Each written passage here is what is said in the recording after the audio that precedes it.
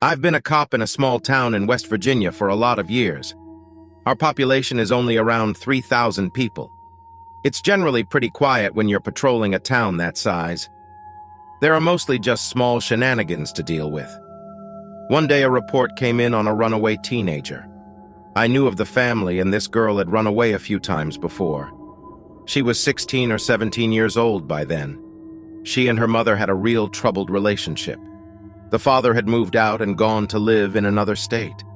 The mother was quite a piece of work and was always tearing the girl down. I couldn't blame her for running away, really. Half the time when we got these reports, the truth ended up being that the mother had kicked the kid out of the house. I showed up one time on a disturbing the peace call, and I found the mother outside throwing rocks at the girl and screaming at her to leave. I know teenagers can be a handful, but I felt sorry for that girl. But I took the new report seriously. In a bigger city, if a kid that age runs away, you will get one patrol car who gets the assignment to basically put out a description one time. At most, they'll go to a friend or two's houses and see if they can find out anything. Then they'll file a report and enter the person as a wanted in the computer. There are so many runaways, the chances are pretty small that officers will have time to make it a priority. And a person that old is usually leaving home of their own free will, and it's not considered an emergency. But if found, the juvenile will be forcibly returned, and the wanted status will be canceled. That's what kept happening with this girl.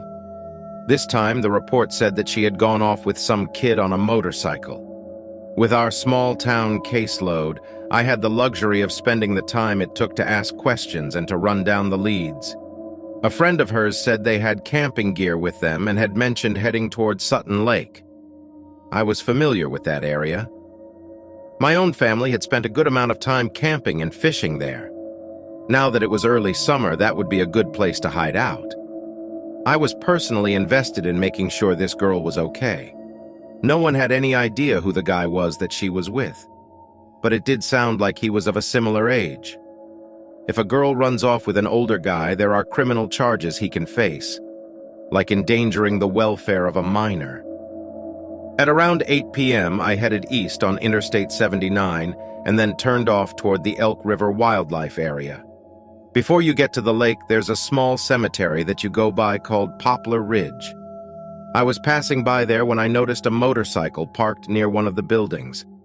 I pulled in and shone my spotlight over the chain-link fence, but I didn't see anybody. The bike was loaded down with saddlebags and a big duffel bag, so it matched the description I had. I got out of the car to have a look around. There are big trees surrounding the cemetery, and when I was walking around the perimeter, I noticed some flickering lights in the woods. I headed into the trees to check it out. I got closer and could tell that someone was shining a flashlight back and forth. Then I heard a piercing scream. Before I could move or do anything, something big and black came flying out of the woods. It passed in front of me about 20 feet away and flew toward the cemetery. Then more screams came from the woods. I was about to call out when two teenagers came out of the trees and ran toward me looking wild-eyed. They were breathing hard and gasping about a monster. I tried to get them to calm down and tell me what happened. They said they had seen something huge crouched on a branch about 5 feet off the ground and had shone their flashlight at it. And they had caught sight of big red eyes staring at them. That's when the girl had screamed and the thing had flown out of the trees. I wouldn't have believed them if I hadn't myself seen the thing fly past me. I turned around and ran back in the direction it had flown. I'm not in the habit of chasing monsters, but if you had seen how big this thing was, you'd understand why I was freaked out. I even had my gun drawn by now. I approached the chain-link fence and looked over. I shone my flashlight on the gravestones, and then I saw something perched on one of them. It was crouched on the stone and looked like something half human, half bat. It turned its head toward me, and I couldn't see a face, but my light caught two reflective red eyes. It looked like some awful angel of death or something. I was pointing my gun at it, and then it spread its wings and whooshed off, faster than you would think possible. Me and the kids could only gape at the gravestone where it had been. We were just stunned into silence. Eventually, I came to my senses, and as I suspected, these were the kids I was looking for. We went back to town in the patrol car and I made my report. I told the sergeant about the monster, but he said to just stick with the facts and not mention it. I felt like that was wrong, but what could I do? I'm sure no one would believe it anyway.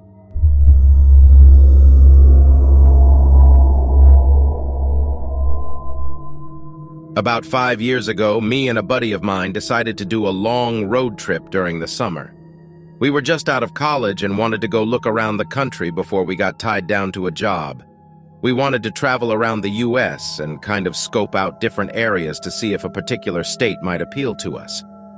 We had spent our whole lives living in Missouri, and that was all we really knew. We spent most of our time camping in US Forest Service or Bureau of Land Management areas. We were driving my four-wheel drive pickup truck so we could really get back into some fairly deep wilderness on forest roads.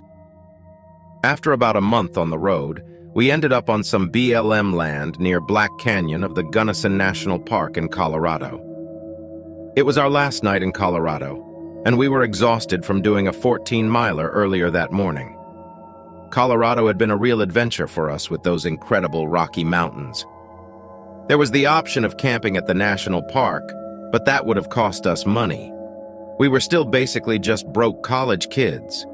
We had found the GPS coordinates for a dispersed camping site online. That led us to the end of a paved road in the evening around 7 p.m. We came to this dirt road that went up through some trees and brush. It didn't look well traveled at all, but that was how we tended to like it. Those out-of-the-way kinds of roads had taken us to some spectacular scenery.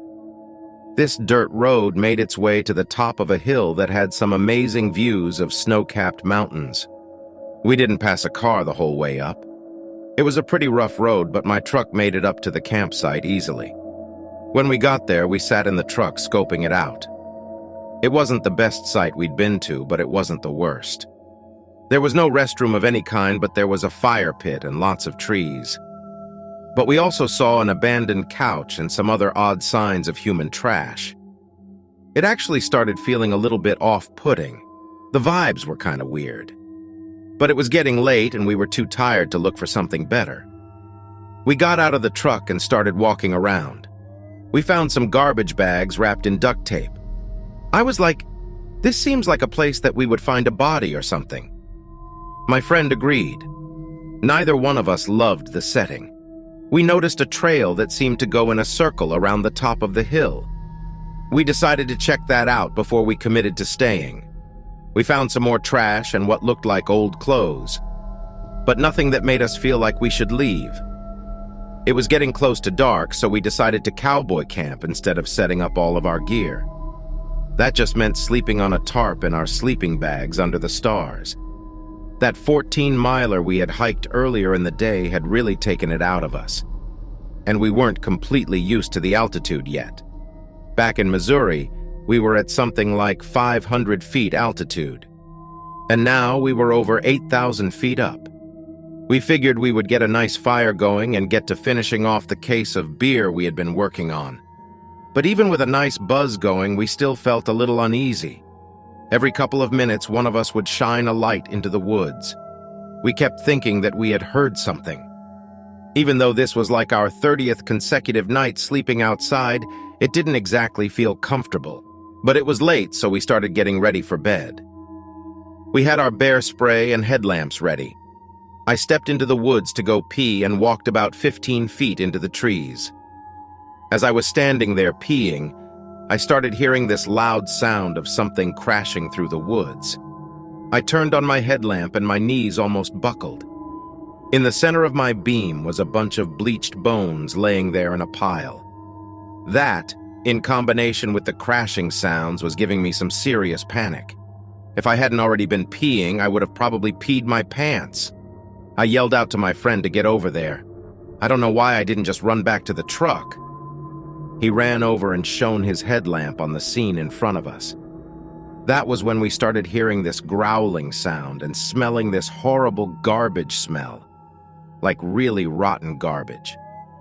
We were kind of just mesmerized by the sight of those bones, and we kept angling our headlamps back and forth to try and illuminate the trees as much as we could. Then our lights caught sight of this demonic-looking face with a large snout. Whatever it was just crouching there, snarling at us. Then all of a sudden it stood up on its back legs.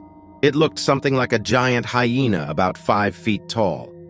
The consensus between us was, forget this. We ran back to our camp and threw our stuff in the truck and got the hell out of there as fast as we could. We drove down that pitted dirt road faster than I ever thought possible. I kept driving until we got to the National Park campground. I've never felt so happy to pay $25 and have neighbors nearby. Scared the bloody hell out of us, and we still have no idea what it was.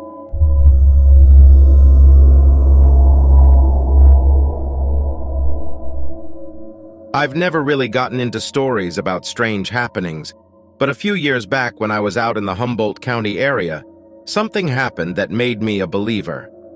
I'm sure you and a lot of your listeners are aware that this is a pretty remote area of California. It's also beautiful, and a ton of people go missing there every year.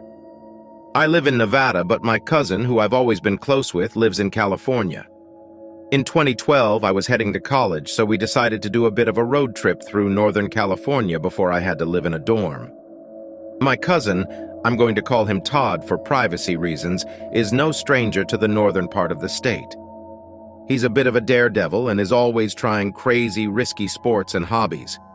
I told him I wanted to keep this trip tame, which he was up for. We were going to do a drive up the famous 101, then hook over to 299. It cuts east through the state, and there's a nice mountainy area I was excited about. At the time, my cousin was driving a really old Nissan. It actually had a hole worn through the floor on the passenger side, and I had to keep my feet a certain way so I didn't accidentally put my foot through it. This was in late summer, and the weather was great. Further north, it cools down a bit, so we had the windows down, and my cousin had this epic playlist on. The first few nights, we stayed in motels and bumped around towns like Eureka. We met up with 2 of Todd's friends around there, and they joined us for the drive. At some point, the group of us started telling stories about odd things that had happened to us here and there.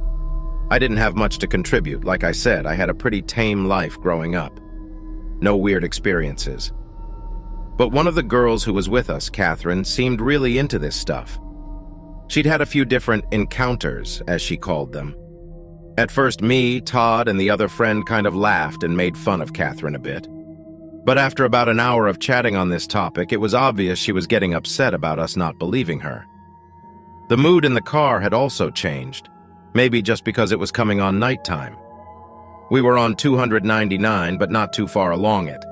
This was a stretch where it was really woodsy, and Todd spotted a pretty deep pull-off to the right, so we decided to camp out there. I go camping a few times a year and love it, but that night, I was definitely on edge. I thought it was just Catherine's creepy stories. They'd gotten weirder and weirder as she told them. I tried to shrug it off. My cousin and I shared one tent, and the 2 friends had actually brought hammocks, so they started up a fire to heat up some food while we set up the tent. That night was pretty quiet and uneventful. This is where it gets a little weird. Even writing in, I feel really self-conscious about this part, but I think finally telling someone about it will help me get over it. Late the next morning, the other girl, I can't remember her name, mentioned that there was a waterfall nearby down a little dirt road. It was a popular hiking area, and we decided to stop. There were a few other cars parked there, so nothing felt out of the ordinary. I switched out my sneakers for boots. Everyone grabbed their bags and water, and we started into the woods. It was a beautiful day, but surprisingly dark under the trees. At first, the hike was flat, but soon it started going uphill. Made sense since we were heading for a waterfall. There were a few tight switchbacks, and some of these opened out onto a view. We could see mountains not too far from us and pockets where the woods dipped down. The fog was rising up out of those dips, which is one of my favorite parts of being in the mountains. About half an hour into the hike, we stepped out onto a switchback that was pretty bare. All 4 of us slowed down to take in the view. There was another, slightly taller and rugged-looking mountain directly across from us. It had some bald spots, rocky faces sticking out through the trees, and it was on one of those rock faces that we saw the figure. At first, Todd thought it was a bear and quietly pointed it out. But soon it was obvious from the way it was moving that this wasn't a bear. It was definitely a person. The girls backed off the trail a bit, and I could tell they were both uncomfortable.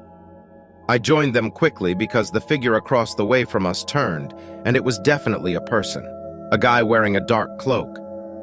I don't know how else to explain it. Almost like a robe. I couldn't get a good look at his face.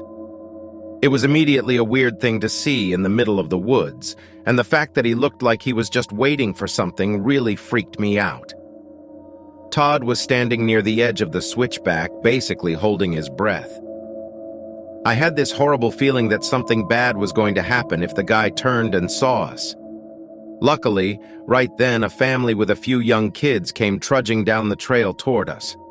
Todd had to get out of the way, and it kind of reset the vibe. It was hard to smile and act normal. I almost wanted to point the guy out to them, but glanced back that way, and he was gone. We gave it a few minutes after the family passed, and then we all agreed to head back down to the car. None of us wanted to be out in the woods with whatever that was. We made it back in record time, piled in, and flew down 299. No way were we camping in those woods that night. Eventually, Catherine reluctantly started telling another story about something called the Dark Watchers. A few months later, I gave in and looked them up, and I think she might have been right. Definitely seems like what we saw. They're basically beings in the woods who watch travelers, which I guess we were that day. I think my gut had picked up on something because, according to the legends, they're relatively harmless until you make eye contact with them. I'm not sure what happens then, but people disappear. That's not unusual for Humboldt County, but it makes me wonder how many of those missing people have encountered Dark Watchers. This is the first time I'm bringing it up to anyone.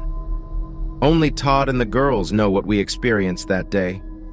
I guess I could have used it as a freshman icebreaker, but I would have immediately been the weird kid. As freaky as it was, it's good to know that that stuff is out there. I'm a lot more careful now and aware.